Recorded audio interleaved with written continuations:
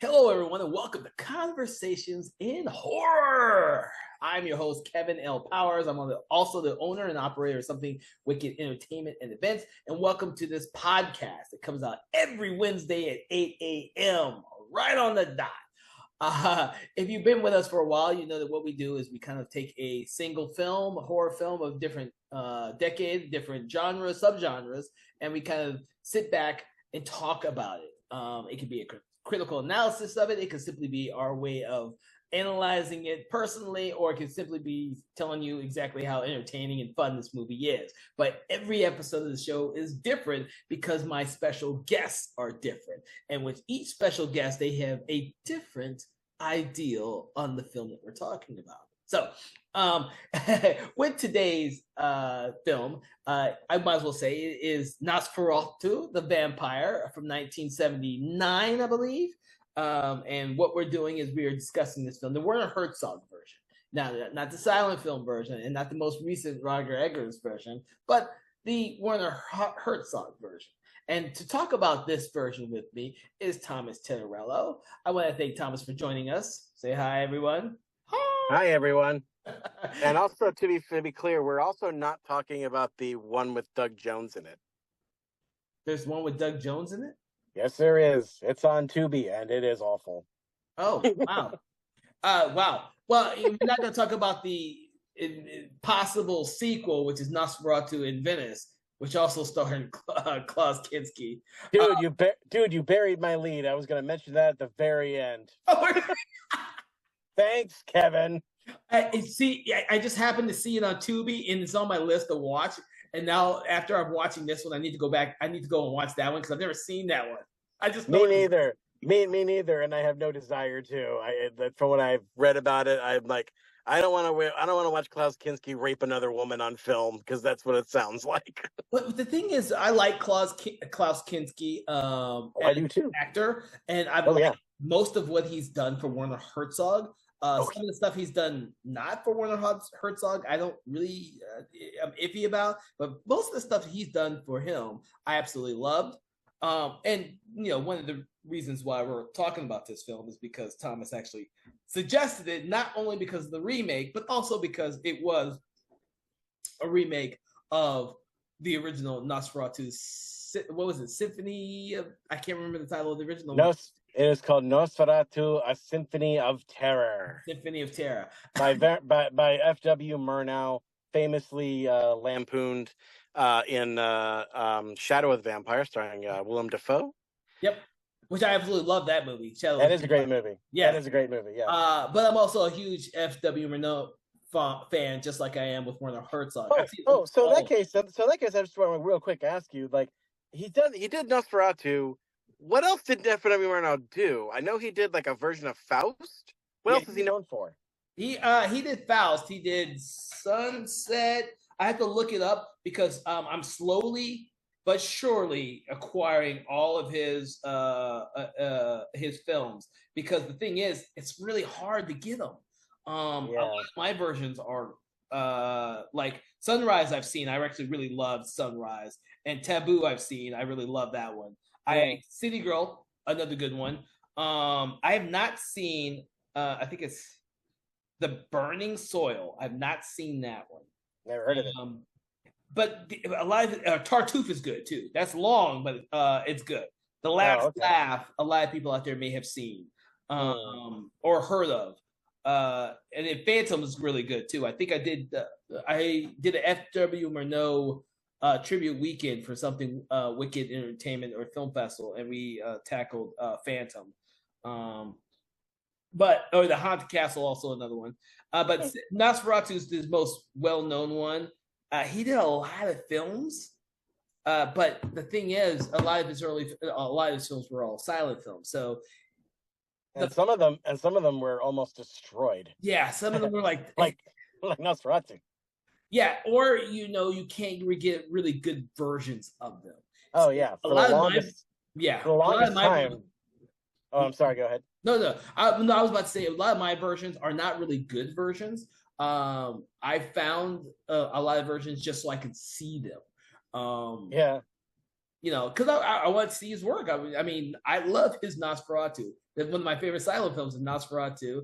And so, and I studied that one in film class. Oh God, that was so long ago. I'm glad. I am glad you mentioned film class, because that is kind of not where I was first exposed to this version, but it was where I first kind of I must have suggested it to my professor, because I had seen it, I think, or at least pieces of it on like extended cable, like Flicks or something, or it may have been, I'm not 100% positive, but it may have also been on Creature Feature with Dr. Paul Bearer, our the St. Pete, Florida's horror host that I've mentioned before. I'm not sure. It's one of those. But I literally said you should watch something by Werner Herzog, and oh, now I know what it is. I didn't convince him to make the class watch it. What I did was he let me write a paper on it. So I wrote a freaking college term paper on this movie, Nosferatu, der Vampyre, or as in German it's called Phantom der Nacht. My story's a little funnier, I guess, because I came across this film by accident because I used to collect the Anchor Bay releases that were in the clamshells, and I got this from that, not knowing what I was getting into when I bought it. And so when I watched it, that's how I finally realized who the hell Werner Herzog was and who Klaus Kinski was, because I had seen Klaus Kinski in other films. One of my favorite B movies is Creature. I had seen him before, but I didn't know his name. But after watching this, I started to realize who these people were. Isabella Adjani, and who I think was Possession was the movie I liked her in, and some of the other films, which I still enjoy that one with her more than this one. But I mean, it's hard to beat. If I hadn't seen this film, I probably would not be as big a Werner Herzog fan as I am. I've seen almost every one of Werner Herzog's films. I went through a deep dive and kind of sat down and watched every one of his films that I had never seen, and I realized that dude did a lot of fucking films, and he still does a lot of movies. He's almost like 80 something, and he's still working, and I love that about him. Same here. Now, I won't say that all of his films are great, but I will say that every one of his films never feels like another one of his films. They're all freaking different. It's like, and yet they all feel like there's something Herzog-y about them. Like even his more modern commercial, quote unquote, movies like Rescue Dawn. Mm-hmm. And the other remake that he did, which is Bad Lieutenant, Port of Call, New Orleans. Which is so funny that he did that movie. I know, right? With Nicolas freaking Cage doing his most Nick Cagey performance ever. Yeah, but you know what? That film isn't that bad. It's not. It's great. Not that bad. I was like, oh my God. And that's why I love his work so much. Like, there's some he's done some amazing work.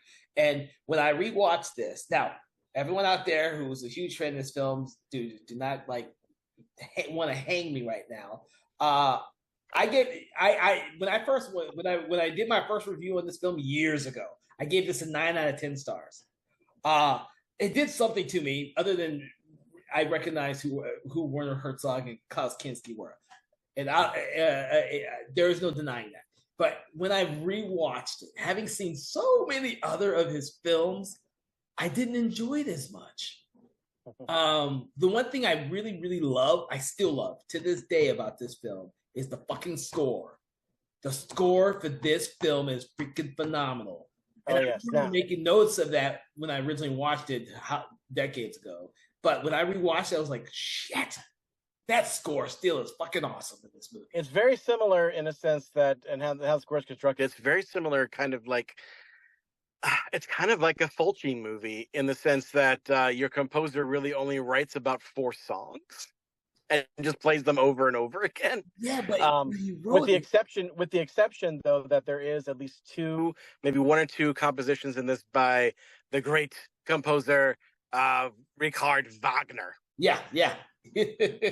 So this movie is very, very German, especially if you watch it in the German version, which I could not. Yeah, I couldn't either. When I've never seen that version, my Anchor Bay version. And for anyone who was stupid enough to own both of them back in the day, Anchor Bay did a version of the German version and the English version. I didn't ever get the German version, and then when I rewatched it on my DVD, my DVD is just the English version only. It doesn't have the German version, so I still haven't seen the German version. Yeah, I have the Blu-ray that has both versions on it, a commentary by Herzog, which I wish I made the time to sit down and listen to that, because for those of you who don't know out there, film fans, Werner Herzog is one of the most often imitated voices in all of movie history. Especially just listen to his freaking documentaries, because he always narrates his documentaries, and he always has this dreaming, dreary, intoning voice. Yeah, where you're looking at a volcano and staring into the abyss, and the abyss will stare back at you, and you will realize you've seen a friend in there. Things like that. That's pretty good. That's actually pretty good. Oh, you'll hear much more from Mr. Herzog later, I'm sure. So let's talk a little bit. So I guess we're gonna have an interesting conversation about this then, Mr. Kevin. If you have so I'll just put up my cards out there on the table before we get into the backgrounds on the artists who contributed to this thing that exists, this thing that I love.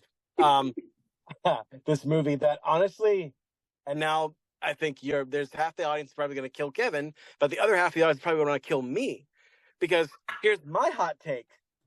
I actually prefer this movie to the original F.W. Murnau Nosferatu. I have seen it, and I didn't like it as much. I mean, I appreciate it. Don't get me wrong. I appreciate the vision of F.W. Murnau. I appreciate the genius, and I probably would agree with Werner Herzog himself, who said that F.W. Murnau's Nosferatu is one of the greatest German films ever made, ever. And I agree. It's probably the greatest thing Germany ever did that didn't involve Nazis. But yeah, it's boy, I hope I said that right. I said didn't, not did, didn't. Okay.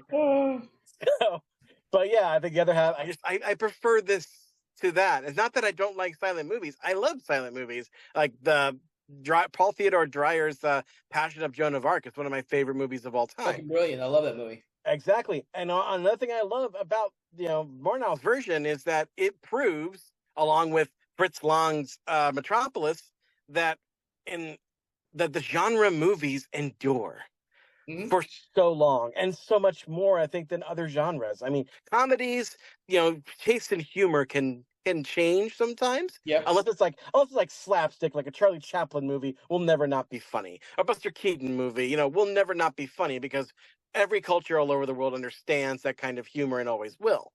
But look at these two movies from the silent era.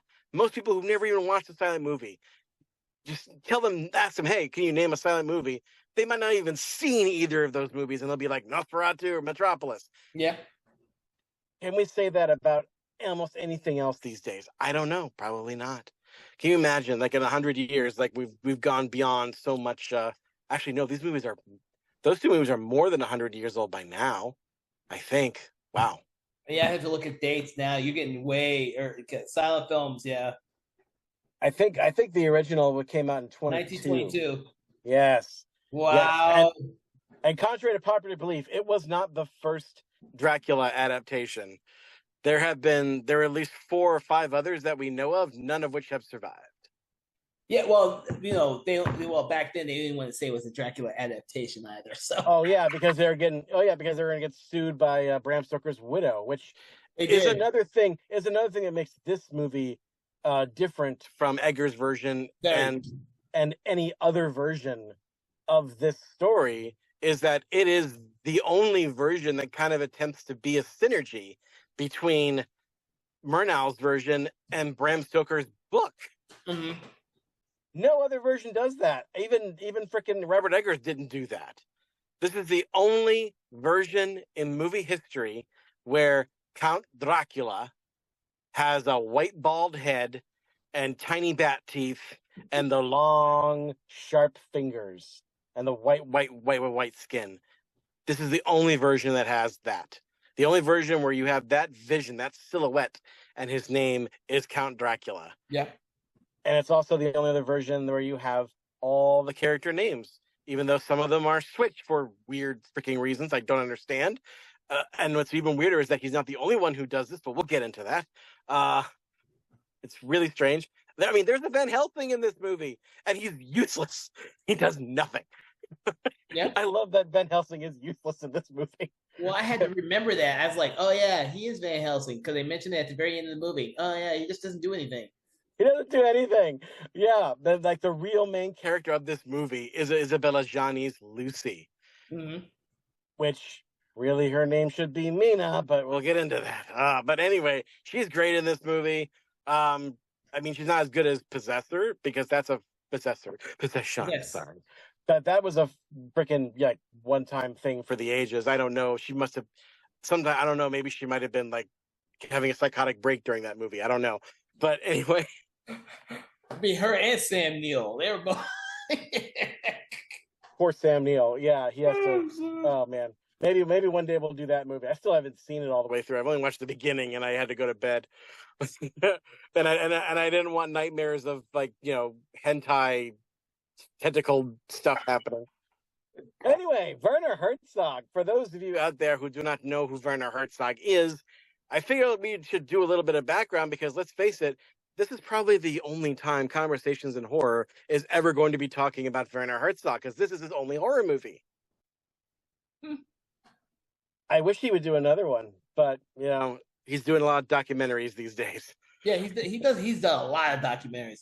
And which was one of the great things about having the Netflix DVD. That's how I was able to see most of his movies, because they produced them on DVD, and I didn't have to wait for a streaming service to actually get the rights for them. That's what I loved about the Netflix DVD. I was able to get those type of movies that no streaming service was streaming. So, and now that it's gone, finding those hard to get movies like that is just really fucking hard. Now I have to go out and buy them. Yeah, or you have to order them online, which that's where it's going these days. But like Herzog, he's kind of slowly become one of my favorite filmmakers for many reasons, not least of which the fact that when they had that masterclass deal going on, he was one of the guys I took. I took David Lynch and I took Werner Herzog, and both of those were some of them. I think I took Scorsese's class too. So those are the three directors.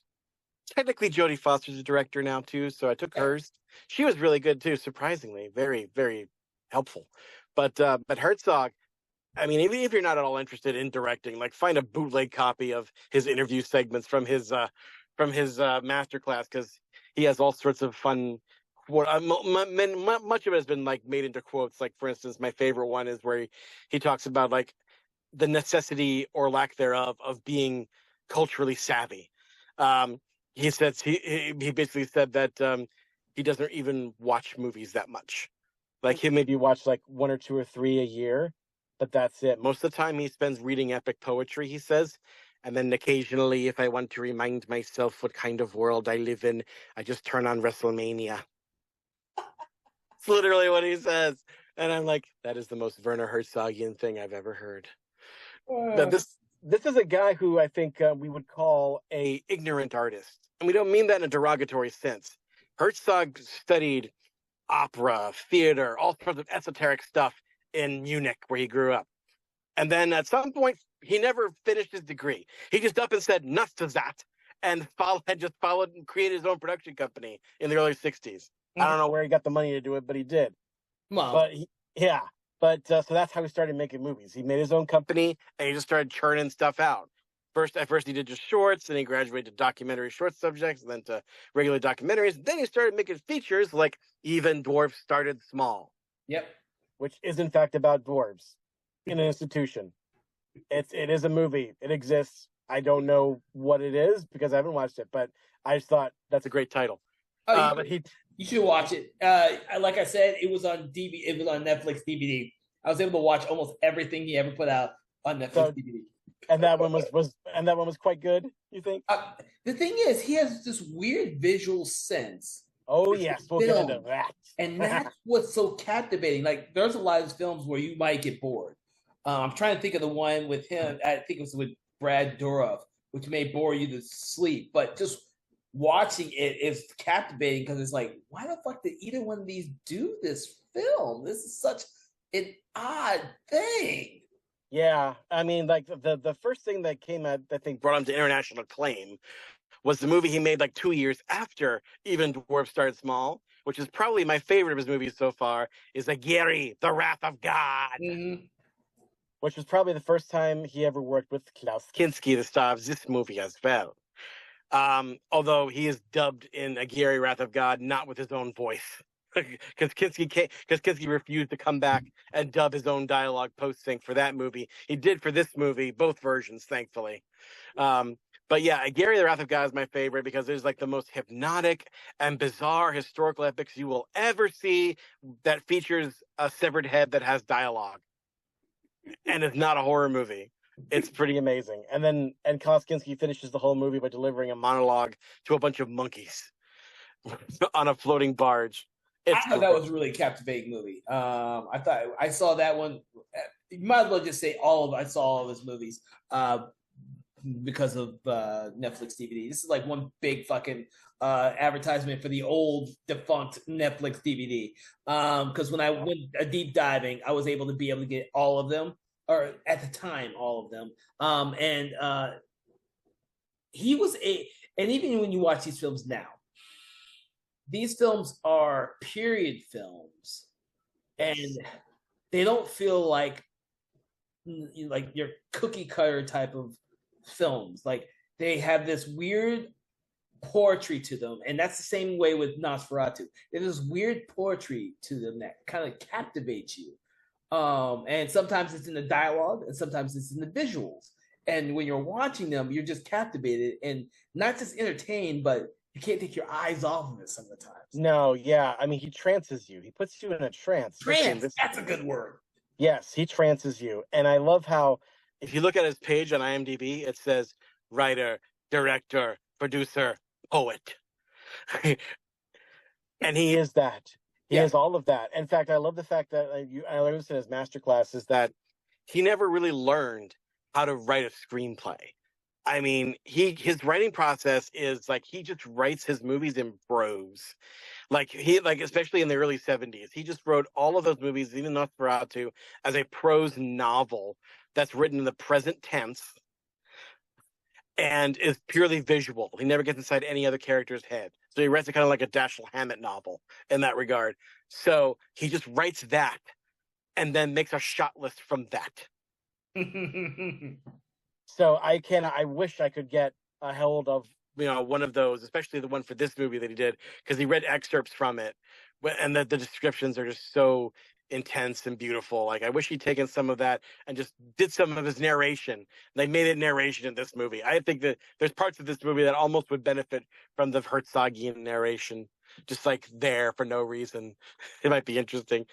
But yeah, I love his process, and it makes me like go, wow, there's no right way to make a movie, is there? You can do whatever. And that's one of the things that that's one of the things that I like about this film, but I also hate. But the thing is, and that's why I probably gave it a 9 when I originally watched it. I was in my film school mentality, and I'm like, oh my god, this is a fucking amazing movie. This is like blew my mind, like, because I was put in that trance, and I was like, holy shit. And I was captivated. I think what has colored my opinions now is the fact that I've seen so much of his stuff now that it's now become what I'm used to seeing in his works. Whereas when I first saw that was literally the first time I ever seen one of Herzog's films. Yeah, I guess what you're talking about is kind of the same experience somebody would have when they first hear a song by what would become their favorite band. You hear that one song from them and you love that song and you think, wow, this is great. And then you listen to every other song they've done. And obviously this isn't the same for every band out there. There's bands that are versatile over the years, but sometimes you listen to one song and then you're like, oh, wow, all their songs kind of sound like that one thing that I loved.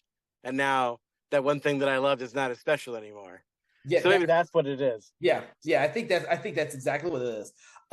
Because I found this film visually phenomenal throughout the whole film, just like I did the music. Like he uses daylight so much in this film, and he uses the locations. There are beautiful locations. Like this is Dracula, but the locations are all beautifully shot. They're all daylight. Even Count Dracula has this pale complexion, but it's not dirty or grimy. It's actually very clean, and it glows in the sun. I'm like, dude, I'm rewatching this film. Is like, this is not like a grungy vampire film. This is a beautifully shot, like you said, like poetry. Like he was like putting me in a trance when I'm There's watching. times where when he's in the castle in the beginning, there are shots where, like when he's talking with Harker about the property in England, where he's just kind of slinking against the wall, which is also black, and it looks like his white head is just floating in the darkness. Yeah, I mean, supposedly, the makeup that Klaus Kinski had to sit in the chair for 4 hours every day to get on, including the fake ears, which he also hated. Apparently, the man, for those of y'all who don't know, Klaus Kinski was a legendary raging monster in real life. He was very hard to control and did horrible things to people, especially women. But he was uncharacteristically well behaved when he was getting in the makeup. Apparently, he just sat there and took it. Part of it was because apparently he really liked the makeup lady, who would fling jokes back and forth in German with him. Like he really had a good time with this lady who I guess he did not sexually assault, but yeah, he took it. He just did it, and he never ripped off the makeup or anything. But apparently, like, he thought the makeup was so effective that whenever he would catch a glimpse of himself in the makeup, he couldn't look at himself. He actually didn't banned mirrors from the set. He didn't want to see himself because he was that disturbed by it, which is wild. Go ahead. I was going to say, a little bit of background on Kinski himself as an actor and a person that I found interesting that I didn't know, like the fact that he was drafted into the German army in 1944 and fought on that side in World War II before being captured by British forces. So I guess he was a sucky soldier, and he was put in military prison in Holland, and then started acting shortly after the war ended. So he was not a Nazi, but close. Oh, geez. Well, he's just a regular soldier. Yeah. Speaking of assault, let's talk about Isabella Gianni for a second, because she is the third triumvirate in this. I mean, we'll talk about Bruno Ganz as well, because he does make a bit of a contribution to this, and he's in one of my favorite scenes in this movie. Okay. But Isabella Gianni, half German, half Algerian, all talent, but grew up in France, so that's how she's famous, for being in French movies and also occasionally in weird Polish movies like Possession and weird German French co-productions like this movie. She just did everything, and I don't know. It's hard to compare her to modern actors now, because she did so many different kinds of things. Mm-hmm. And she do something like this, which is so understated, and something like Possession, which is not. So I don't know. I guess maybe you could say she's kind of like the Nick Cage of actresses in France. She'll do award-winning prestige stuff, like the story of Adele H, where she played the daughter of Victor Hugo. I haven't seen that yet. That's on my list. Yeah, I hear it's very good. And then she'll turn around and do this movie. So we mentioned before also that to do this movie you had to be bilingual, and she's trilingual. She speaks French, German, speaks German fluently because that was her mother's maiden language or something, and English, obviously. So this is a French German co-production that has two versions in English and German, not in French, which is interesting to me. Anyway, but they chose for distribution's sake, I guess they chose having those two versions. And actually, Herzog has been doing this for a while because he did Gary the Wrath of God the same way. He shot every scene twice, once in English, once in German. And if the person in the cast didn't know how to speak English or German, they just spoke whatever language they could speak, and they dubbed them later because he post-synced all his sound anyway, kind of like Fulci does and Argento and all the Italians did. But, you know, almost everybody on this film was fluent in English and German, and apparently, and they just shot everything one right after the other, kind of similar, but not really, to how the original Dracula was shot in English and Spanish, except with a different cast. Yeah. So there's that similarity. But also, the German version is a little different. There are subtle differences, and I think maybe there's some performance differences. One of the major differences that I know of is that Renfield is a little different in the German version. He's a bit more restrained. Yeah, he's not restrained in this one, which I actually found really funny when I rewatched it. I was like, damn, Renfield's fucked up in the very first scene he's in. Yeah, he just goes from crazy to crazier. Yeah, I wasn't expecting that. I had forgotten that, obviously. Go ahead. Cool about that scene? But what was cool about that scene though is like, I don't think I've ever seen another version of this where Renfield starts the plot. He is Jonathan Harker's boss. Yeah, he sends Harker, played by Bruno Ganz, to Transylvania to oversee a land purchase for this wealthy nobleman named Count Dracula, and he points to a map saying, "There, Transylvania, beyond the forest," which is funny. And yes, make no mistake, this movie at times is hilarious. Yeah, Werner Herzog's dry sense of humor is very prevalent in this movie if you're paying attention. Because when he says Transylvania beyond the forest, I found out today Transylvania the word means beyond the forest. That's what it literally means. So literally he's saying beyond the forest, beyond the forest. I'm sure he knew that too when he wrote that. Oh yeah, I'll bet. But also, like, we were talking about the music earlier, and the very first images of this movie are super arresting and always stuck out to me before we get to that scene, which is it's mostly just this long documentary style handheld, but there's a lot of handheld shots in this movie, of this long catacomb of mummies. Yeah. Mummified, shrieking, seemingly corpses of men, women, and babies and children, which apparently they're all real. These are all mummies in a museum in central Mexico that Herzog himself went to and shot all that stuff himself. Oh, I was thinking that he might have shot some of this stuff in the catacombs of France. But nope. Okay. This was in Mexico. Actually, according to IMDb, Herzog is one of the only filmmakers who has literally made a movie on every continent in the world. But the music is this haunting male choir. Sounds like a bunch of monks in a Gothic cathedral are intoning this trance-like piece, which is called Brother of Darkness by a composer whose name I cannot pronounce. But it gets in your head, and just when you think it's done, guess what? You're going to hear it again later, and it's going to get in your brain again and again and again. And I never get sick of it. I never get sick of it. Yeah. I never get sick of it. And also, like, they play the whole thing pretty much. Although if you listen to it on Spotify, it has a beautiful kind of arc to it.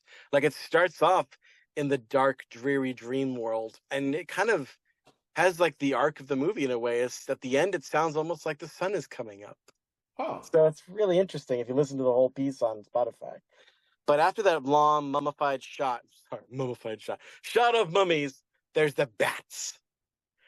And this movie has one thing that other Dracula movies never get right. This movie has no fake bats.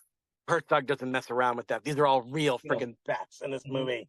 There's an authenticity to what Herzog does.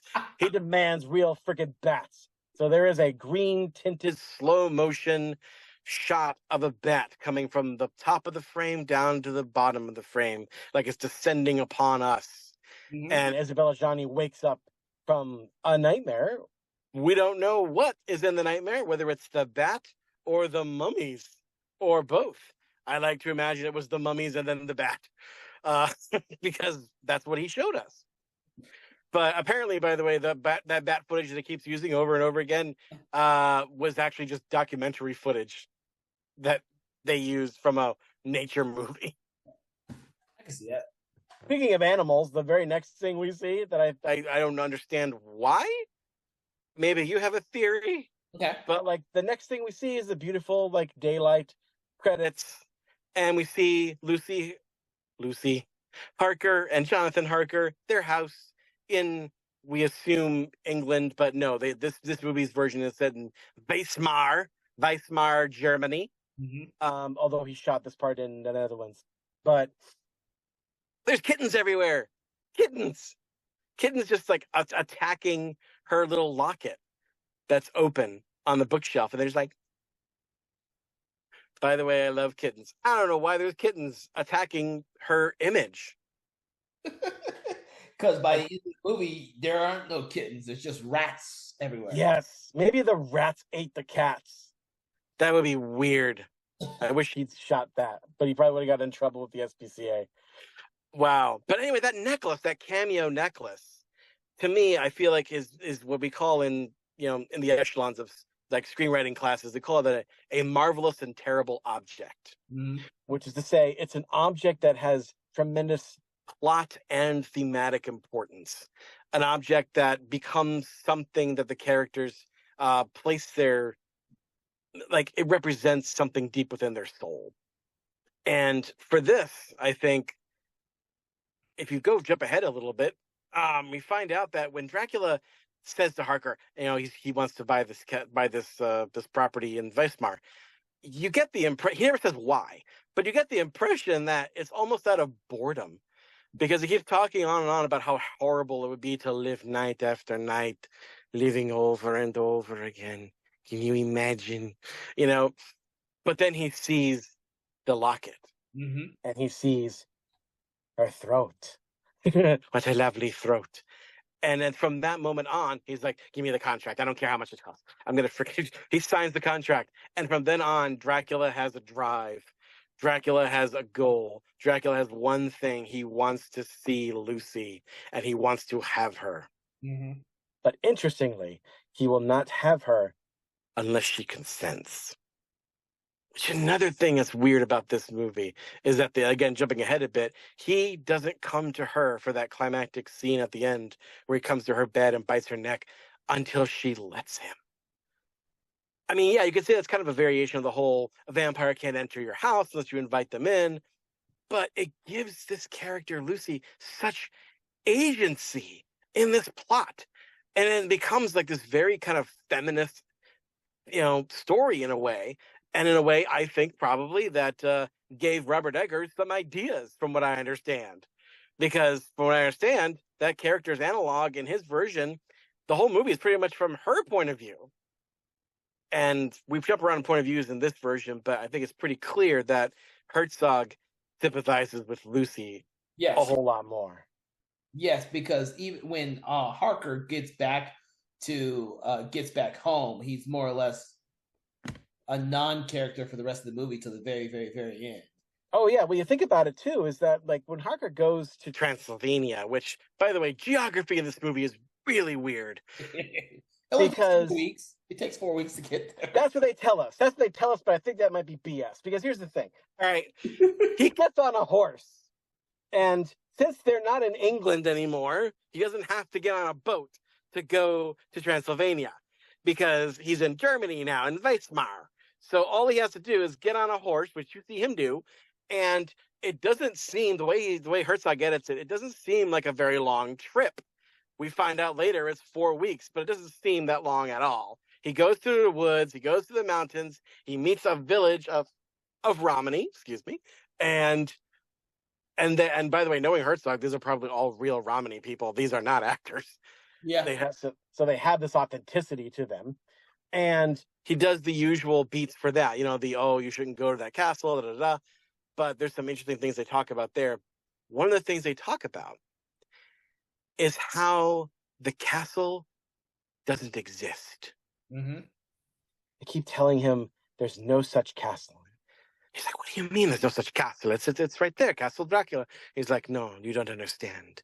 This castle exists only in a world of phantoms, where everyone who goes there never returns. Except for gypsies. Except for gypsies. There's like 2 or 3 guys who look like they've got 1,000-mile stare who have been there. I mean, so technically to me that says, and mild spoilers, folks, that when Jonathan Harker goes there to that land of phantoms, true to the fatalistic intonations of that villager, in a sense, in spite of everything, he never really does return. Because when he does return, let's just say he's not himself anymore. No. So we'll get back to that. But Harker is played, like we said, by Bruno Ganz. Mm-hmm. He's a very famous German actor. Mm-hmm. And my favorite scene with him, I mentioned earlier, is with him and Klaus Kinski's Dracula, which, again, we've talked about Kinski as a person. We haven't talked about how Kinski's performance in this movie is amazing and probably isn't like anything else he's done. Because I can't think of, maybe I'm wrong, but because he's done a lot of movies before he died in 1989. I don't think Kinski ever disappeared into a part like he did in this one. I mean, some of it is the makeup, but some of it is just like the physicality. I mean, Kinski was a big guy. Yeah. But you look at him and he is shrunken. He's so folded into himself. He's so like a vulture almost, with a long hung over neck and his arms kind of folded over each other, and his long fingernails with the long plastic nails draping like a weeping willow. And you just, like, after a while, if you're not looking at his eyes, you forget that it's him. Kind of like how Defoe did in Shadow of the Vampire. And of course, rumor has it that Herzog got Kinski to get that kind of melancholic kind of mood, or if you could say that, by doing something he did to him on Aguirre, the Wrath of God, which is basically scream at kids Klaus Kinski, get into a fight with him, basically, and get him exhausted after take after take after take. And so what you see in this final movie is probably take 16, when Kinski is just completely exhausted and has been defeated in a battle of wills with Werner Herzog, because Herzog always won those battles and just printed those takes. He did the same thing in Gary Wrath of God, where Kinski wanted to be just freaking like Nick Caging it all over the place, basically, but he just tired Kinski out, and so that's the subdued performance he gives in Aguirre. So he's even more subdued in this version. Sometimes he's positively sleepwalking, but in a good way, which is, I never thought I'd say. Yeah, because there are times where he's just kind of slowly kind of floating through the castle corridors and lit in such a way that he just feels so dreamlike and weird, and his eyes are just like these vacant pools of gray and white. It's so eerie, and in color. I forgot, this movie has a great color scheme to it. Where it does. That's what I was about to say. He looks. Klaus Kinski looks amazing as Count Dracula in this movie. I mean, he doesn't look like he's like the bringer of the plague. He looks like a gentleman who just happens to have a bald head and some teeth and some sharp claws. It's a very different look than in the Murnau version. It's very similar. It's very different. Oh yeah, he humanizes the Count a whole lot more. Like the the Murnau version, he's a freaking demon. Yeah. I mean, who would ever want to be in the presence of that thing? I don't know. Mm-hmm. But this poor guy, I mean, when he's talking with Lucy and talking with like other people, he almost seems like, oh, I think the term for it is, oh, it's a wooby. It's like a, I can change him. I mean, he's not like a magnetic sex machine, like, like Bela Lugosi, or a a highborn like English gentleman like Christopher Lee. He's his own thing, and that thing works really well. Yeah. And speaking of Harker, of course, I thought it was funny how like before everything starts, like of course Lucy tells him, as all great women of horror do, "Don't go to Transylvania. Don't go, please. I have a terrible feeling something bad is going to happen." Which of course is the universal truth of horror movies that says, "Listen to your wife. Listen to your wife." Now you bring up something I wanted to bring up because from the very moment we first see Lucy in this film, she has almost like a supernatural second sense when it comes to danger. And it's throughout the whole film. She's always seeing Jonathan in this weird type of danger. She's trying to tell him not to go to Transylvania to meet with Count Dracula. And throughout the whole film, she has these nightmare sequences about this count or this figure or count. I can't remember if she actually says what's coming, but she knows. She has like a second sight with it, which is not a characteristic of any other Lucy/Mina character in any other Dracula that I recall. From what I understand, not any other Draculas, but from what I understand, it sounds like that's kind of what Robert Eggers was pulling from in his version of that character in his version of Nosferatu, except he goes way, way, way beyond that and actually legitimately has her be basically a medium and have all these kind of psychic powers. And this one's a bit more subtle, where it seems like what this couple lacks in emotional intimacy, they seem to gain in like a psychic connection. When he's getting, which is kind of sort of heartbreaking in a subtle way, when he slowly descends into what he descends into. And like, I mean, like even when he's about to get bit on the neck, she wakes up and she feels it happen. I also think it's funny that her accent kind of causes the name to have all sorts of funny funny variations. She can never really call him Jonathan. She always calls him Gelatin or Gelafon. I don't think I noticed that. which is exactly what I'm going to start calling him from now on. Whenever I refer to Jonathan Harker, I'm going to say Gelatin because it's hilarious. Oh my god, that's the dubbing part. Yeah, but anyway, again, Lucy. If those of you who are fans of the book Dracula will know that, wait a minute, that is not the main character of the book. If you're gonna take the book and use the book, do it right. Well, he didn't. For whatever stupid reason, he decided to switch the names of the two female protagonists in this movie. So instead of Mina, it is Lucy, and they're doing the same kind of thing. But, it wouldn't be so weird if it weren't for the fact that the same year, another Dracula movie came out that did the exact same freaking thing. Yeah, what was the other one? Dracula 79, starring Frank Langella. Okay. Yeah, which I've also seen that one. I'd like to say there was another Dracula that did that, and I thought it was weird too. I just couldn't remember which one it was. Yeah, I don't know why. I maybe I'll say on the Werner Herzog commentary, I don't know why he decided to do it that way. But, like, again, this is a weird amalgam of adaptations in this movie. But mark my words, it is definitely a Herzog movie. Yeah. But, I mean, also, like, the journey Harker takes up the Transylvania mountains is like this weird kind of spiritual ascension. It's like he's Moses going to meet God. And the clouds, the way Herzog films clouds, is like a spiritual kind of thing. I think he does this, the whole like sped up cloud time lapse and slow down. Mm-hmm. That technique wasn't very used. It wasn't in use that much back in the early 70s. Late 70s when he finally did it. So he was kind of doing some interesting experimental stuff there, which I think is cool. Yeah, but also taking in fact that a lot of these sequences are almost all in the daylight. Until he actually gets to the castle. When he's on the road and he's picked up by the carriage at night, was like the first time that we actually see a lot of this stuff at night. And because obviously he's now gotten to someone who will take him to Dracula's castle. Which is weird at first because I kept thinking there was going to be something more supernatural. But to be honest with you, it's just a carriage that's empty that's taking him to the castle. And also that carriage was a real funeral carriage. Oh.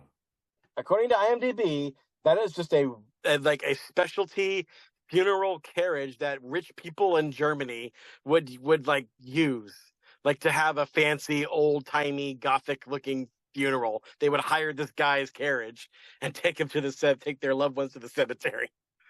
Okay. So wild, real carriage, real funeral carriage. That guy is probably really used to carrying coffins. Wait, I'm gonna bring this up early because if I don't, I'm gonna forget it. Because I found this hilarious. You may not find it as hilarious to me, but I did find it hilarious that when the Demeter finally gets to land at night, when Dracula's leaving the Demeter to go to his new home, he's just carrying these 3 coffins with his earth in it. He looks around, make sure no one's watching, and it's very slow and deliberate turning around too. Yeah. And then he walks off, slinking with the first coffin. I'm like, which is really cool visually because you see the shadows and all that type of stuff. Plays really well with background because it's supposed to be dark nighttime. I was like, yeah, see, this is why visually this is an amazing film. I just wasn't, when I rewatched it, I wasn't stuck on the story nearly as much. And that's one of the things about Werner Herzog movies. I'm not really always stuck on the story. In fact, sometimes I forget what the story is, but I remember a lot of the visuals for his movies. Oh yeah. I feel like this movie excels in the quiet moments between scenes and sequences where that song Brotherhood of Darkness or Brother of Darkness comes in, and there's like a montage of, say, the Demeter sailing through the ocean while Harker's huffing it on a horse. Why he doesn't try to get there by boat too, I don't know, but he tries to outrun a boat, which apparently Dracula says we have to be much faster to get there by boat. I don't see how, but okay. Again, geography's weird in this movie. And when the boat does come in the daylight, Lucy, just before that, she's there sitting waiting for poor Jeniton to show up, and she's sitting in a beach cemetery. Mm-hmm. With beautiful shot that is one of the only times where Herzog is actually literally imitating a shot from the original Murnau movie, but he does it in his own kind of way that looks like a painting that only he could do it that way. But then the very next thing, the ship comes in and she's just kind of looking listlessly out the window, and you can see the shadow of the ship come across her face. But it's because it's coming into an empty town really slowly. Yes. Like it's creeping into the city. Yeah, and it's real. It's a real ship. It's a real friggin' ship. And then it just slightly bumps boom to just boom. Yeah. Like if you, I don't know if you could do that in this modern day era. When Herzog was doing this film, you can get away with that because it was such an artistic visual style that he was bringing to this film. Well, apparently it wasn't easy for him to get away with either, because, like, from what I understand, he tried to shoot this in Weimar, and I'm sure the Weimar government probably read the script and said, "No way, we're letting you do this. We're not going to let you flood our city with freaking rats." So, but apparently in the Netherlands, it's just fine with a bunch of painted rats running around. Were they painted? Yes, according to IMDb, there was at least 15. What was the number staggering? But it's literally something like 1,500 it's about it's like almost 1,000 rats were shipped in, and he tried to have the crew paint all of them gray. Yeah, because he tried to paint all of them gray. He couldn't get all of them. You still see a few of them that are not gray in there in the back, and he got them there. And animal rights people say that he must have starved those poor things and they were cannibalizing each other. But Herzog says no, we did everything legit, and he says apparently the rats were much more well behaved than Klaus Kinski. Well, yeah. So since you're talking about the rat sequences are amazing in here. The one shot where they're just coming off of the boat and buttloads, they're just sitting around the edge of the shoreline, or the Last Supper sequence is what we call. Oh, I love that part. Yes, I love that. I love it. So like they're all eating and the rats are just around, and it's like, dude, this is visually, and they're gray, so they look visually amazing. It's not like if he had done black rats, it would have given it a different feel completely. So Oh yeah, oh yeah. I think he made them gray only to kind of. I think he made them to that way so they could be like a like almost like a an extension of Dracula himself. Mm-hmm. I mean, yeah, that's kind of the book too, because in the book, Dracula could turn into hordes of rats. In this movie, the rats are like his army. In fact, Renfield calls it his army is 15,000 strong, and they are hungry, and they are coming with the plague. And that's what they are. They are an army that descends on this poor town and brings the plague. And I think the first rewatch of this I had was like shortly after COVID.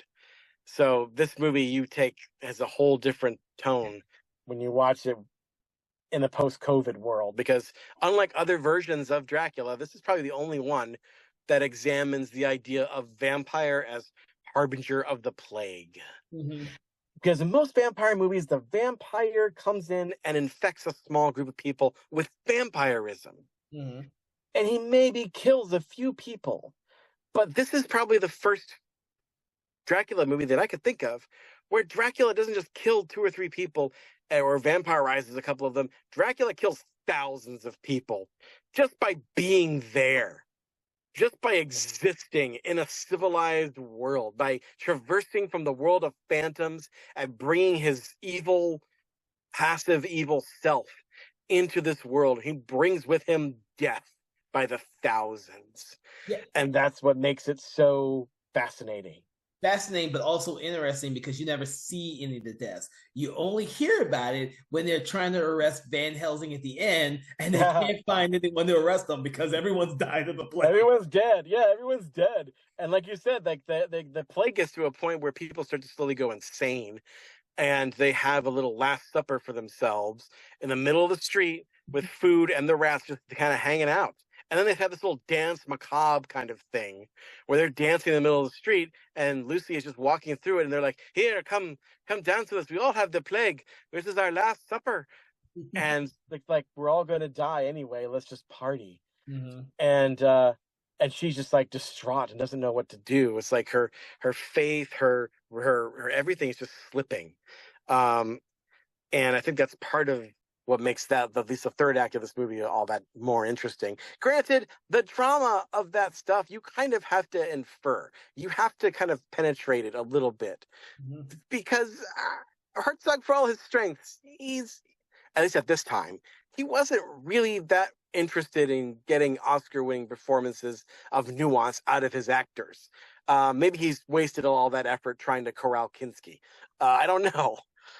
But yeah, it's oh, before we forget, ladies and gentlemen, talking about Kinski and his acting prowess. My favorite scene I alluded to is when back in Transylvania, back in the castle, when they have that moment that every Dracula movie has to have, where Harker is eating and cuts himself. Mm-hmm. And he's got, blood. And Dracula takes and sucks the blood. And then, depending on which version you see, he either, in the original, he bites him, because it's Renfield, not Harker in that version. And the Bela Lugosi version, obviously. But in other versions, different things happen. In this version, Kinski kind of plays it like a heroin addict, basically, who's jonesing for a hit. And he sees it. He's like, "Oh, come here. Let me. It is the oldest remedy." Yeah, the oldest remedy. He's like, "Oh no, it's okay. It's nothing. It's nothing." And kudos to Bruno Gantz. He's having a genuine a genuine human, realistic reaction to this freaking weirdo who's being weird in front of him. He's like, "Yeah, no, it's okay." And then what happens next is amazing, because Kinski just kind of shrinks into the corner and tries to control himself for a hot second, and then just explodes. And he goes, and just goes after Bruno Gantz, and he flings a chair to the right, and it's not a showy action. It's an action of somebody improvising. It's something they clearly did not plan for. And what makes it, what sells it, it's like he chases him slowly, stalks him like a cat. And what makes it amazing is the fear on Bruno Gantz's face, which is real. You could see it because he's looking backwards. He looked back at two spots, because over there to the right, that was where Herzog was, and to the back left, that's where the camera guy was. Because according to Gantz's account of that set, he really genuinely thought Kinski had gone insane and was going to kill him. He really thought Kinski had gotten so into his method acting in that moment that he had snapped, and he was looking at Herzog like, nine cuts? Herzog, he's really going to kill me? He's not acting anymore. Oh my God. And since there's like no dialogue in that first little bit, I wonder if that's the same in both the English and the German version. I'm not sure. But like it's one take where they go from there to the chair. He sits him down in a chair and then seems to compose himself and say, let's sit by the fire a while. The sun won't be up for a few more hours. Yeah. It's amazing. Yeah, I'll have to watch the German version to see how different. Now I'll have to watch the German version to see how different they actually are. I think it would probably play better in German for a modern audience, especially because, I mean, again, it's supposed to be set in Germany anyway. And I feel like for those actors whom German is their heart language, their grown up language, I feel like they might give performances that are a little bit more life, shall we say, to them. I don't know. Or maybe Herzog tired everybody else out too, just to get that same kind of tone, that sort of slightly detached tone that a lot of people have in this movie. Unless you're Renfield, in which case you're just freaking nuts. Yeah. And have a cage full of flies that you never eat, but they're just there. A big case full of flies. Oh, like Jesus, dude, are you supposed to eat them? I know, right? And let's not forget how like weird the castle itself is. And again, how there's this beautiful beat in there that I didn't notice until I rewatched it. There's so many little moments in this movie that I just forgot about.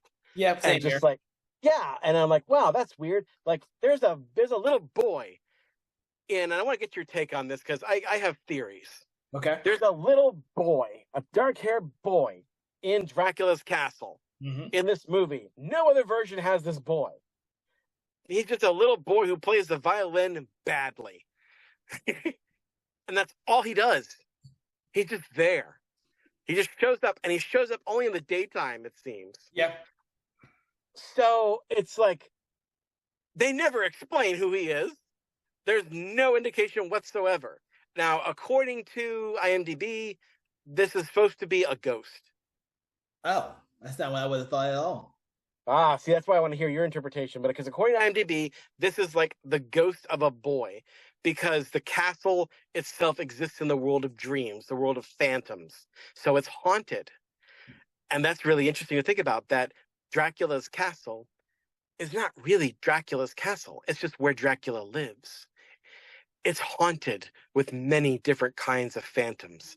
Dracula is just one of the many things that stalk the corridors of that castle that seems to not make any sense, because Harker tries to get out of it several times and finds that it's like a maze where none of it makes sense. He even tries to, when he sees Dracula get out there with his coffins, he makes a little rope out of, the cliched rope of sheets and descends the wall and drops. And I think one of the most hilarious moments in Herzog's movies, where he drops and then the next day you see Harker lying on the ground, maybe dead, and all you see is this little boy with his violin going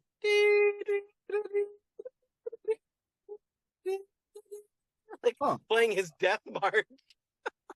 And you know what? I never thought about ghosts in this place. Mostly because if I was to think that the place was haunted, I would have liked to have seen like other ghosts to indicate that, something to back that up. I kind of just looked at it as a gypsy child, like most of all the other Dracula versions have the gypsies who are the only people who work and know of the castle, because he has people who work or servants who do all of his bidding. Um, in every version of Dracula. Yeah, so that's what I was wondering about too, because like another thing I realized on this rewatch that I never realized before is that this is probably one of the only versions of Dracula where there are no Dracula's brides. No, I remember that when I was rewatching. I was like, oh yeah, that's right. There's none of that. This is a very There's none of that. There's none of that. There's just this boy, and that kind of puts a little disturbing, because if you don't buy the idea that he's a ghost, I like the idea that he's a ghost, because then that makes you think, what happened to him? Is this a kid that Dracula killed, and that Dracula's just haunted by the ghosts of his victims that he didn't turn into a vampire for all eternity, and that's part of his punishment for being a vampire? That's kind of a cool idea. But if he's a flesh and blood kid, which the only thing that makes me think that is the fact that he only appears in the daylight. Mm-hmm. If he's a flesh and blood kid and there are no Dracula's brides in this castle, what function does this kid perform for Dracula? Unless he is what you would call a familiar, which is to say Dracula takes this poor little boy who cannot leave this castle and just slowly drains him night after night when he needs a little snack.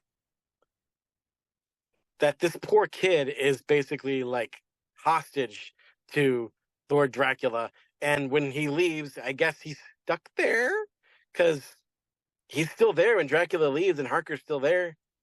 So like, it's almost a kind of subtle, almost allegory for pedophilia, almost. It's weird to think of it that way. And gross. Well, it's never going to be weird no matter how you think about it, because you put too much thought into it. Yeah. Why is this child here? What function does he play for the place, the castle, and what function does he play for Dracula himself? I don't think Dracula, the way the Nosferatu Dracula is in this, would need a familiar. I mean, in theory, if they showed a lot more gypsies inside the castle or working around the castle, my theory would be better. But as of right now, I just think it was Werner Herzog just throwing in a little visual tidbit that probably there's stuff that was cut out that would explain that more, or like in other films of his, he throws in some weird shit just because he thought it was cool, or it might be like the son of a friend of his that he just put in the movie. It could be any of those, because that's what Werner Herzog would do. Yeah, I mean, that's what he does, like to kind of make you wonder, like, why is this there? I mean, he does that in lots of, like, he did that with a chicken in a movie I can't remember the name of, but it was about like a bank robber or something. It was one of his few movies that was shot in Germany, set in America, and I cannot for life me remember the name of it. But like, he loved, like, at the end, the guy goes to this like tourist trap area, and there's like this chicken dancing in a thing, and he thought it was the weirdest, interesting, funnest thing that he could find, and he just filmed that chicken, and he did the same thing in the Nick Cage movie, the Bad Lieutenant movie. There's iguanas that are just sitting there in one scene where, like, Val Kilmer is just like on a stakeout, and Cage just walks in and he's like, "Why are there iguanas here?" And Kilmer's like, "What iguanas?" And at that moment, you realize, oh, Cage is hallucinating these iguanas. And then Herzog just stays on these iguanas for a good long time. So maybe that's it. The kid is an iguana, basically. Sorry. I started to try and figure out that Werner Herzog film that I was thinking of, and then I realized how many films of his lately that I have not seen yet. I was like, Jesus. I honestly, I think the most recent one I have seen is that Nick Cage one he did. Oh, by the way, I found it. 11,000 rats in this movie. 11,000. So if you, ladies and gentlemen out there, have a thing against rats, if they creep you out or gross you out, this might not be the movie for you, because it's a lot of them. Well, I think it's interesting before we come into a landing here. We mentioned the climax as we build to it, where Lucy figures out that the only way she's going to save Gelatin who is now slowly becoming a vampire by the end of the movie, is that she has to kill Dracula, but the only way she knows how to do that, because she read the little vampire book that Gelatin also read, that the sun can destroy the vampire. But it's interesting that in this version, the sun doesn't really kill him. It just kind of sends him into a fit and paralyzes him so that somebody can come along, until now useless Van Helsing comes along and stakes him through the heart off screen. Yes, off screen. This is not a very violent film. No, it isn't. It isn't PG. It is a PG rated movie where Kinski literally cops a feel on poor Isabella Gianni while she is sacrificing herself on the bed, which is one of the few things that, again, Herzog remade from the original. Except in this version, obviously, Kinski decides to get handsy with her, and his hand is gigantic on her poor chest. It looks even bigger. But weirdly, like, I've seen another picture of Kinski, and that man had huge monkey-like hands. But the makeup makes him look thin and long and spindly. It's really amazing what they do with it. But yeah, so she consents to this, and basically puts some, like, again, we're in spoiler territory here, folks, because one of the reasons I love this instead of Murnau's version is how different the third act is, and the twists that Herzog adds to the story that I think are pretty cool. How she consents to the Count coming in to bite her, and we assume turn into a vampire. Like, she knows that she has a power over him. She knows that if she lets him, the Count will have no choice but to come and take her blood. And she counts on that and keeps him there even as the sun comes up. And it's pretty beautiful, again, the way he does it. And yet, even after all of that, I guess this is just Herzog's kind of pessimism, his nihilism, his atheism, his general not wanting to have a happy ending in almost anything he does. Yeah. In her efforts to save Jonathan, she can't save anybody, apparently, because he becomes a vampire anyway. Yeah. Which I forgot about when I rewatched it. I forgot, oh shit, that's how this movie ended. Yeah. It totally like punched you in the face. You're like, whoa, wait a minute. That's how this ends. And he does it in a very witty sort of way. And, he starts this movie on horseback, riding off into the distance. He ends this movie on horseback, riding off into the distance. Yes, I noticed that. And it's a very beautiful shot, too. It is. You can see, like, the shadows of the clouds moving really fast across this desolate landscape as he goes off to bring the plague somewhere else. I don't know what we were supposed to infer with that. People online have speculated that basically, like, the spirit of Dracula went into Harker's body and reincarnated in him, because they're trying to factor in, like you said, because you brought up my lead, is that this movie had a sequel. It was probably this might have been in Germany. This might have been one of the most successful Herzog movies ever, because it got a sequel. Not directed by Herzog. I don't think it's a real sequel. I think they just took Kinski's Dracula and made their own movie to it. It's kind of like when Christopher Lee played Dracula in, I think, the Mexican version of Count Dracula or something, where he Spanish. Okay, so it's not really a sequel. It's just like this offshoot movie. That's how I take this movie, but I've never seen it, so I can't tell you. What's funny? Yeah, I've seen some of it. I stopped watching it after.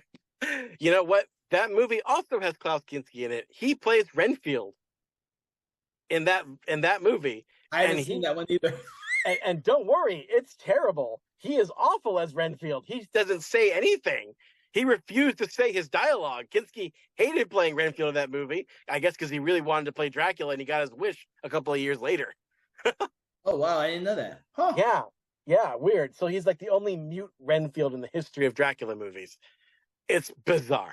But anyway, Christopher. Tubi. I want to see it eventually. It's on. They're both on Tubi. They're both on Tubi. Yep. Yeah, that was Jesus Franco did that Dracula movie. Yeah. And a bunch of really bad werewolf movies. I haven't caught up with those either. He's not. I don't think any of his films are actually on our watch list for the podcast. But I don't know if anyone here of our guests who are our special guests who are actually fans of his or have watched enough of his films to be able to talk about them. Because I surely haven't. I've seen random ones. I've not delved deep into his films like I have Werner Herzog's. So no, me neither. Me neither. Although there are a couple. There's a French guy, Jean.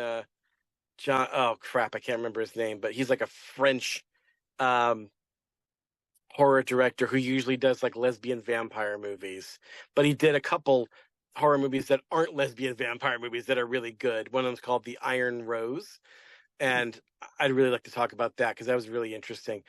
Jean Roland, Jean Roland, that's his name. Yeah, he's interesting. I'd like to talk to him about him sometime. But like we said, this movie did have a sequel that's not really a sequel.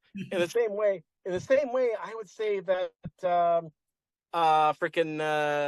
Once Upon a Time in Mexico is a sequel to Desperado, which it's not really, but it has the same character. So it has kind of a spaghetti western type thing with no, that's more like Evil Dead and Evil Dead 2, where he takes the story and then kind of redoes it because he has more money. Yes, indeed. I mean, that, yeah, like I said, I have no desire to see Nosferatu in Venice, which is what it's officially called. Although it does have what's his name? It does have Christopher Plummer as a Van Helsing type figure. And then later on, he would go play Van Helsing in Dracula 2000. Oh, so, God, I forgot about that. Yeah, it's not good. But yeah, so yeah, that's this movie. And I think it's amazing. But I can see how upon a rewatch that there are things that probably don't work as much. Like I said, this movie excels in the moments between the moments. Where it doesn't excel is in the dialogues moments, except for that, scene with Harker and Dracula where they're having the blood thing and he almost kills Bruno Ganz. That scene really works because how unhinged Kinski becomes. But other than that, like Fulci, Herzog never really, until way later in his career, learned how to direct actors in a naturalistic sense. He kind of was more interested in making a mood. And your mileage for this movie may vary depending on how much you love that mood. Mm-hmm. How much you are willing to give yourself over to this dream world of Herzog's, where you are staring at the catacombs of your own demise and pondering what the abyss will be like. He likes saying the word abyss a lot, I notice. So I guess I don't really have a Schwarzenegger alternator for this, which is you might have to come up with something different because you haven't had those in a while. Well, here's the thing. It's like I tried. You would think it'd be such an easy target because Herzog is so self-serious when he's not being funny, and he's also German. You would think that there would be plenty of opportunities for him to come in as like Van Helsing, the scene we don't see, where he's like, here, Dracula, you've got a bit of wood. Oh, here's a bit of morning wood for you. Something like that. Oh, Jesus. Maybe we'll take, but what I thought about doing, but I was unsuccessful. And maybe this is indicative of the technology, the limits of the technology. I tried to go to ChatGPT and type in Werner Herzog reciting Arnold Schwarzenegger lines. Interesting. And I said interesting. and I was unable to do it in time for the podcast. So it's a bit anticlimactic. Maybe my wife has ChatGPT on another laptop. Maybe I'll try it there and see because there's so much video of Herzog, his narration and the masterclass and stuff. ChatGPT's got to be able to take something from all of that loneliness and despair and make some kind of monologue that would sound hilariously incoherent because I hate AI. Well, also keep in mind that Herzog is also an actor, so he's done a lot of movies as well. Oh yeah, He's famous for being the guy who basically wanted to eat Baby Yoda in the season 1 of The Mandalorian. Oh Jesus!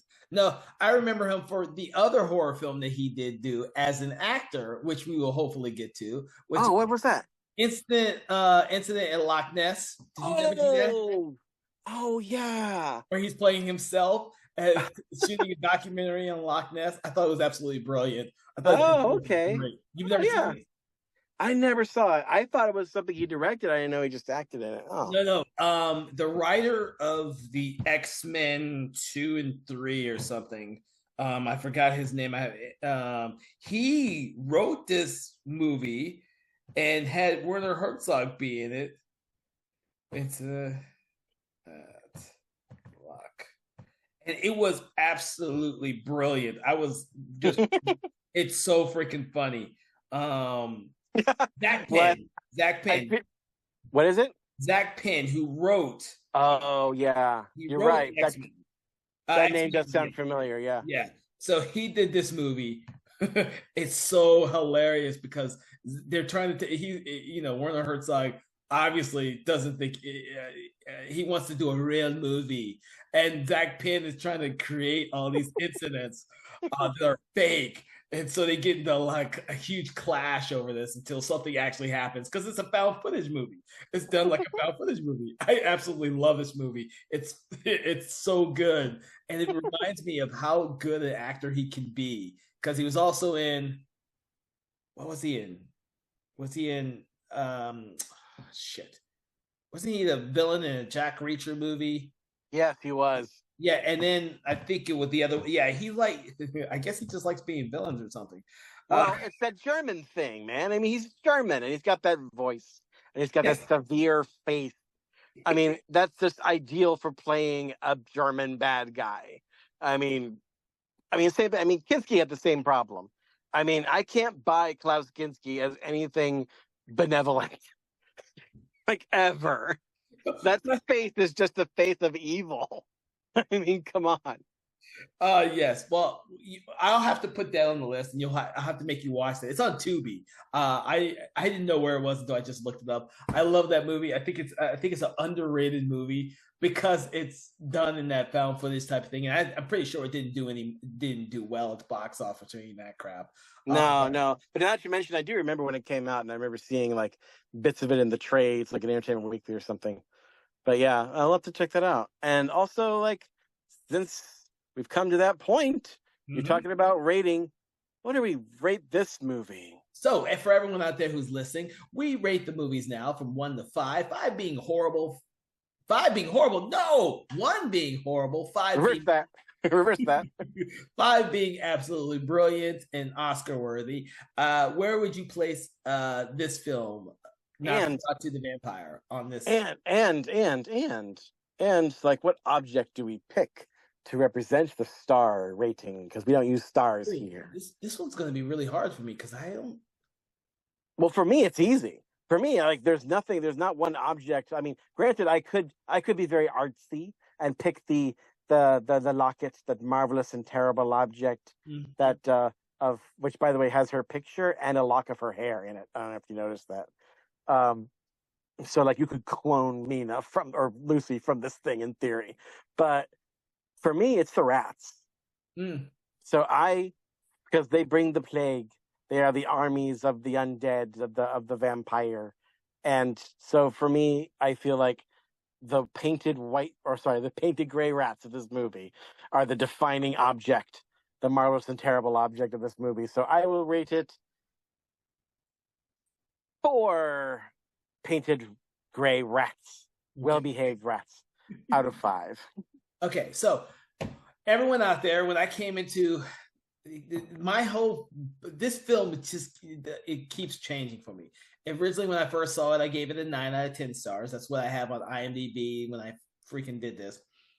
And then when I rewatched it, I was ready to come on here and say, this probably a 2 out of 5, mostly because I like the visuals and the music, but I didn't really care much for anything else. But after our talk today, Thomas, I decided I'm going to give it 4 Last Suppers with 10,000 rats. Mostly because after our discussion, this is a film that is actually visually stunning. It is visually magnificent. Even though the performances are a kind of here and there, it works for this film because of how jarring some of the stuff in the film is, despite the fact that most of the visuals are beautiful visuals for a Dracula movie. And I still absolutely love the score. The score, my opinions of the score has never changed. I love the score of this movie, and it makes this film, despite its flaws in terms of the plot. Now, the plot really, for me, doesn't really make as much. It doesn't matter as much because everyone knows this general story of Dracula, so I can deal with that whole those issues. But the Last Supper scene adds to the whole fantasy element, the phantom element that we've just talked about, all that type of stuff, which heightens this film. And I would argue that we all know the story, but I feel like that this version changes it enough, especially in that third act, to be its own thing. Yes, yeah, I will agree with that. I think that if you've seen a lot of Dracula films, by the third act of this one, it changes enough stuff in it to make it different, very different. It's not what you're expecting, because I had forgotten that the Bruno Gans Harker was gonna be a vampire. Dude, I completely I was like, oh shit, that's how this movie ended. It's like I completely forgot how the movie ended. I was like, oh damn. And then he rides off in the sunset, which is actually, like we said, it was how it began. This is how it ends, and he's just taking the plague to another town. Yeah, although it does beg the question: if he's a vampire now, how is he riding in the daylight? That comes into play with what you were saying, where the sunlight isn't what really killed Dracula. It just paralyzes him, so that you can kill him. But that's all part of the phantom aspects, the visual aspects. It's not so much worried about the logic aspects. It's dream logic. Well, consider, I mean, if you've seen Possession with Ajani, you know that logic doesn't always play a role. So I'm perfectly fine with forgiving logic. And Possession is a movie where the visuals and the performances are also stand out, but the logic is all over the fucking place. That's not a film where you're going in there knowing the logic is not going to keep you, you know. Yeah. And so that's how I feel about this film now. I think out of all of Werner Herzog's films, and unfortunately for his documentaries, he doesn't use these film cinematography and film qualities as well because he's trying to be more realistic.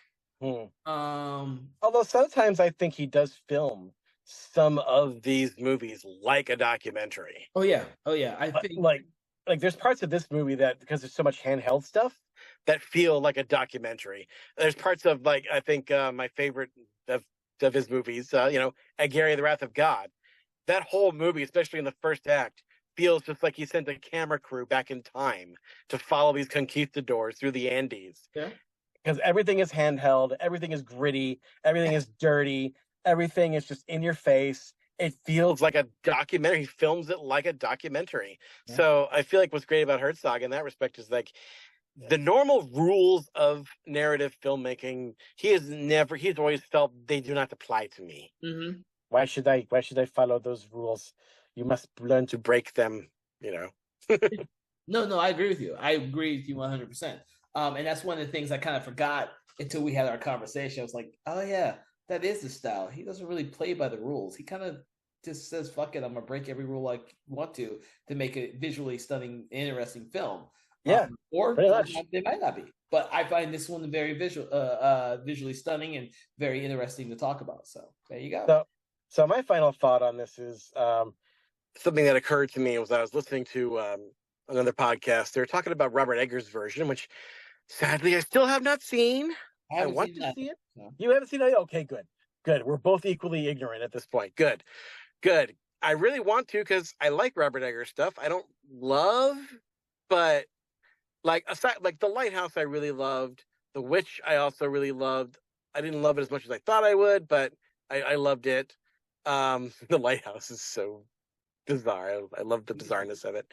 But there is a criticism of his version of Nosferatu that I think is interesting and applies to this movie, which is that there are some who criticize Eggers' version by saying, without spoilers, I will say that it's said that in the third act of his Nosferatu that Eggers seems so beholden to Murnau's vision of the story that he kind of loses himself as an artist. He kind of just becomes sort of kind of like an artist who tries to imitate another great artist, like, kind of like when, and they do this with varying results, like, you have Spielberg imitating Kubrick with AI, and then you have what That movie's horrible.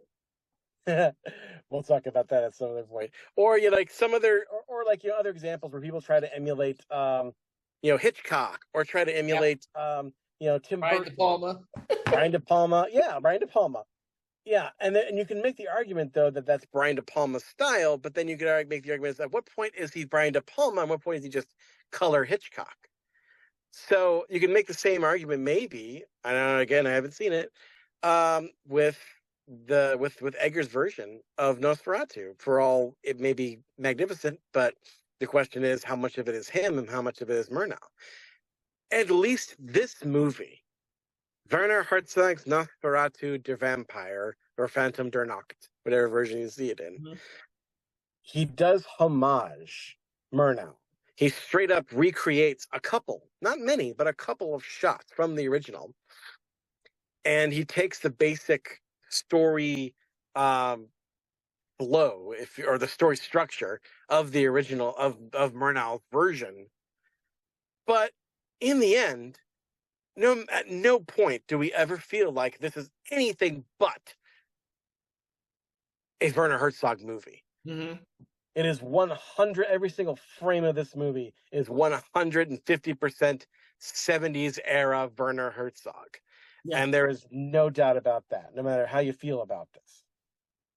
And I think I will. I probably should rate this in the bleakometer too. Yeah, go ahead. 1 out of 5. How bleak is it, Mr. Kevin, Mr. Tom? Well, let's find out. Wow. I would say this movie is, it's got too much lighthearted, dark humor in it to be a 5. Yeah. So I'm thinking it's probably like a very soft 4 out of 5 on the bleakometer. I'm going to say 3 only because actually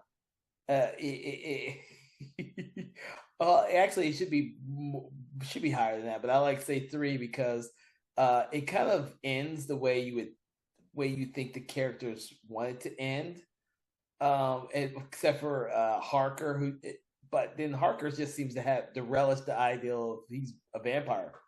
I'm gonna ride in Sunset now. I'm gonna have like.